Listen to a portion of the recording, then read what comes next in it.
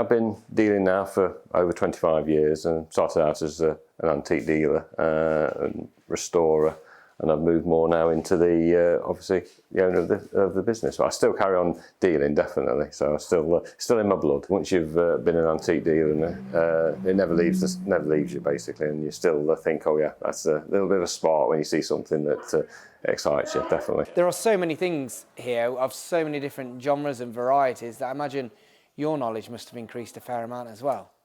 It has. It surprises me when I, as a dealer, you think, well, you know quite a bit, but then obviously you don't probably see it from the other side, basically what people are actually buying, because I tended to sell my stock from antique centres, and obviously this being one of them as well, because I was a dealer in here before I took over.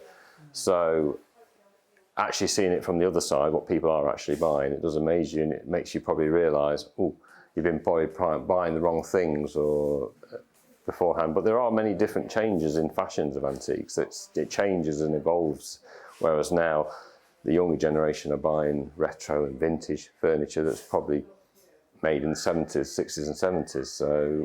So it does, when you see it as a child, now it's seen that people are buying it actually for the first time, it does amaze you actually. We get all generations really, basically from the younger generation right through, because we've got such a vast array of items and vast array of dealers, because everybody buys things differently, just as well as everybody likes different things.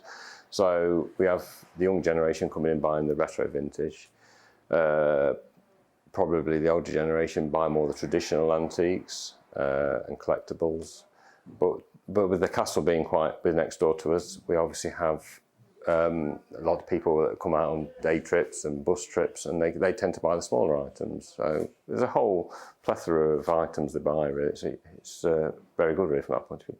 But we do get a lot of locals, obviously, that are very fond on coming in here and having a wander around, and quite a few regulars say they're coming in buy their Christmas presents and birthday presents for various relatives. So you can see them turning up from about October onwards and saying they're always going to, oh, I'm buying so-and-so this for Christmas present. So, because it's such a unique item, really, rather than just probably going into a supermarket and buying something off the shelf that's always the same. We can obviously offer a unique item. There's probably things throughout the shop that are from Georgian period right through to probably mid-20th century, even a little bit probably newer, probably retro vintage into the 1970s and that sort of thing, really. So there's something covering from basically every era within this building. My final question, it will be my final question, is to put you on the spot and say, what is your most favourite item that you've ever come across, or is there one that comes to mind?